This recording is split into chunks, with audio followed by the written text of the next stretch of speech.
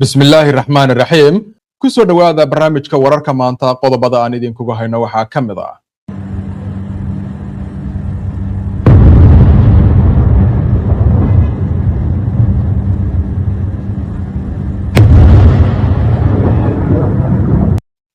ciidamada ilaalada kacanka islaamiga ah ee Iran oo shaaciyay in weerar maanta ay ku qaadeen mid kamid ah saldhigyada ciidamada Mareykanka ku leeyihiin bariga dhexe ay ku burburiyeen diyaaradaha dagaalka casriga ah ee F-35 militariga Iran ayaa sidoo kale ballan qaaday in maanta ay fulin doonaan weerarada kadana waxa ay ugu yeereen gardaroolayaasha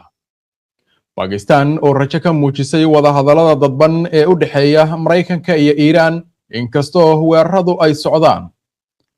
laamaha garsoorka Israa'iil oo dacwad ku soo oogay nin la shaqeynayay sirdoonka Iran oo basaasay madaxweynaha iyo wasiirka maaliyadda Israa'iil afar qof oo Falastiiniyiin ah oo lagu dilay duqeymo hor leh oo Israa'iil maanta ay ka geysatay marinka Gaza ruushkana duqeymo culus oo ay ku dhinteen kuna dhaawacmeen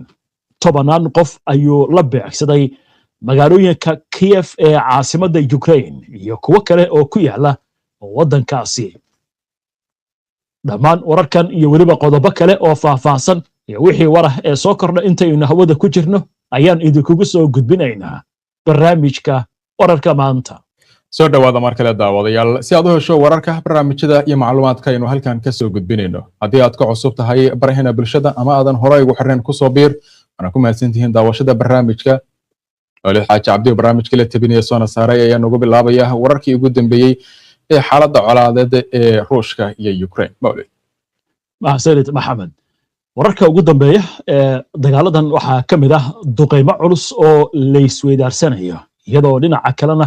furimaha dagaalka ay ka socdaan weerar iyo weerar celis xooggan ugu yaraan 8 qof ayaa ku geeriyooday tobanaan kalena waa ay ku dhaawacmeen kadib markii Ruushku saacadihii la soo dhaafay weerar balaaran oo loo adeegsaday sawaariikh iyo diyaaradaha aan duuliyahan lahayn ee droniska uu ku qaaday qaybo badan oo ka mid ah Ukraine sida uu sheegay madaxweynaha Ukraine Volodymyr Zelensky ayaa ku nuuxnuuxsaday in Ruushku uu weerarkan u adeegsaday in ka badan 70 gantaal iyo ku dhawaad 280 diyaaradaha droniska iyadoo caasimadda Kiev iyo magaalada Lviv ee galbeedka dalka ay ahaayeen meelaha sida weyn loo bartilmaameedsaday ciidamada cirka ee Ukraine ayaa sheegay in ay soo rideen 55 gantaal iyo 265 drones ah balse ay qabteen hal kali ah oo kamid ahaa 9 gantaal oo plastiga waxa intaasi ay ku dareen in dhowr gantaal iyo drones ay ku dhaceen ugu yaraan 20 goobood oo kala duwan gobolka Dnipropetrovsk ayaa waxa lagu dhawaaqay maalin borordiiq ah oo jimcaha la sameyn doono kadib markii 6 qof ay ku jiraan caruur saddex ah ay ku dhinteen weerarada magaalada Kiev hal qof ayaa ku dhintay halka qof kale uu ku geeriyooday gobolka Poltava madaxweynaha dalkaasi Zelensky waxa uu sheegay in ciidamada difaaca hawada ay badbaadiyeen dad badan balse uu wali uu jiro gaabis ku yimid helitaanka gantaalada difaaca hawada isagoo ugu baaqay xulafada reer galbeedka inay dadajiyaan taageerada military geesta kale wasaaradda gaashaandhigga ee Ruushka ayaa sheegtay in ciidamadoodu ay weerareen warshada military oo ku yaala Kiev Lviv Ivano-Frankivsky iyo Karyahilir kuwaasi oo ay ku eedeysay in ay soo saaraan ama ay dayactiraan diyaaradaha droniska iyo gantaalo Moscow ayaa sidoo kale sheegtay in ay duqeysay 3 markab oo xamuul ah oo ku sugnaa badda madow iyadoo ku andacootay in ay sideen qalab military dawladda Ukraine wali kama aysan jawaabin sheegashooyinka ka soo yeeray dhanka Ruushka waa hagaaga haatan aynu eegno wararka bariga dhexe ee colaadda Iran iyo Mareykanka iyo wararka la xiriira ee ciidamada ilaalada kacanka islaamiga ah ee Iran ayaa sheegay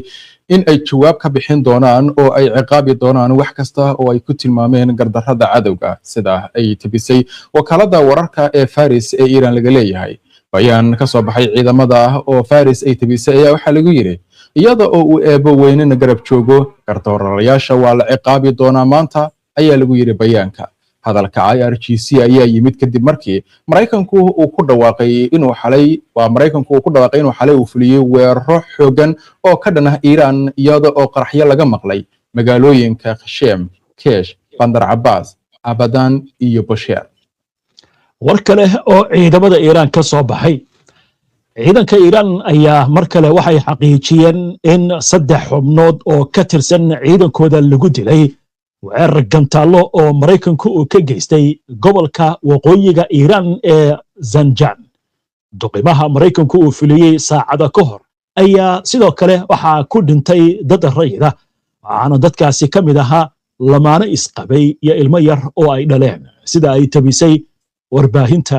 dowladda Iran.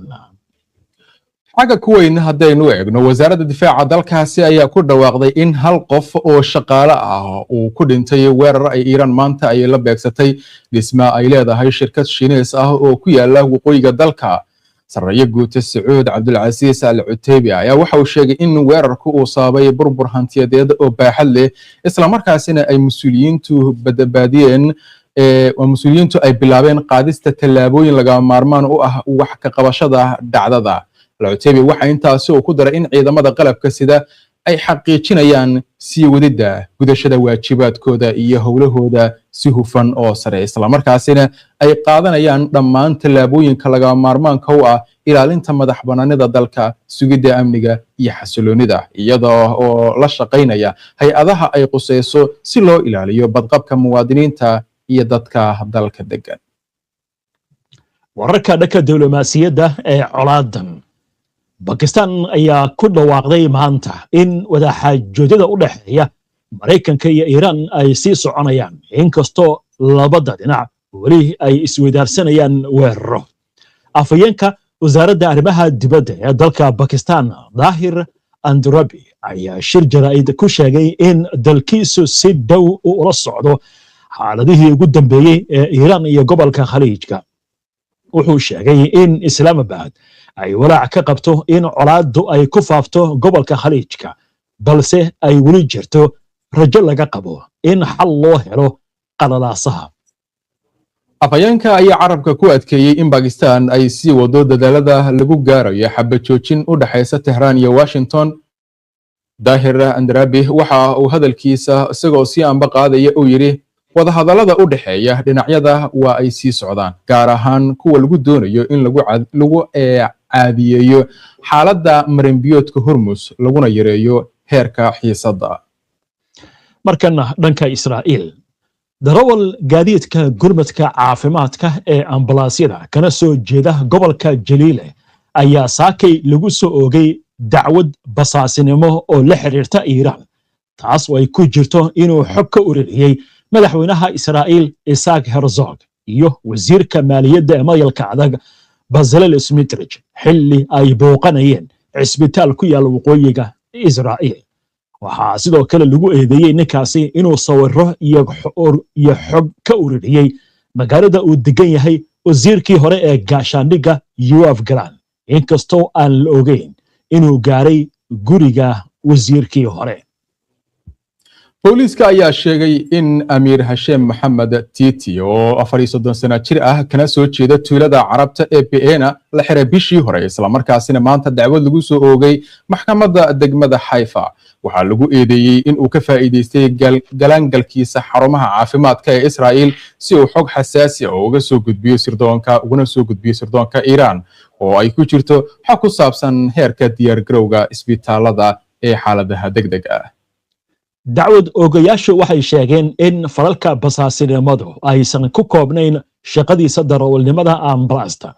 balse sidoo kale loo diray goobaha banaanbaxyada oo ay ku jiraan fagaaraha la haystayaasha ee Tel Aviv iyo goob banaanbax ka socday oo ku taal magaalada Haifa. sida ku cad dacwadda, Titi wuxuu qaatay 10,000 oo lacagta Israa'iil ee shakalka loo yaqaan,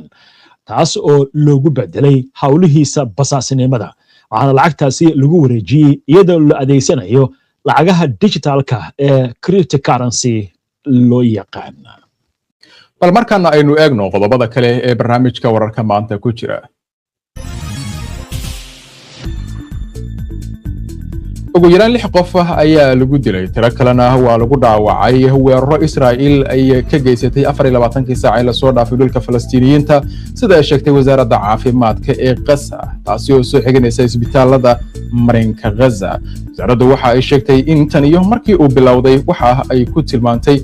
lagu tilmaamay xabad joojinta 11 Oktoobar Israa'iil ay ku dishay ugu yaraan marinka 214 qof halka 3977 kale ay ku dhaawacmeen guud ahaan tan iyo markii uu bilowday dagaalka 7 Oktoobar sanadkii 2023 weerarada ay Israa'iil geysatay ayaa waxa lagu dilay ugu yaraan 37341 qof halka 174,086 ruux oo kale ay ku dhaawacmeen dalka Turkiga booliiska ayaa maantay xabsiga u taxaabay duqa degmada mucaaradku ay maamulaan ee Ismet Gat ee magaalada Ankara iyo 51 qof oo kale kuwaasi oo la xiriirinayo baaritaan musuqmaasuq sida ay sheegtay wasaaradda arrimaha gudaha duqa degmada oo lagu magacaabo Erdal Bisisheglu ayaa ka mid ahaa 37 shaqaale ah oo degmada ka tirsan oo la xiray kadib markii booliisku ay hawlgal ka fuliyeen xarunta degmada ee ku taal galbeedka magaalada Ankara wasaaraddu waxay sheegtay in amarro soo qabashaha la soo saaray iyadoo la soo qabtay ama laga shakisan yahay 51 qof kuwaasi oo kiisaskan ku lug leh waxaa ka mid ah 18 mas'uul oo shirkado gaar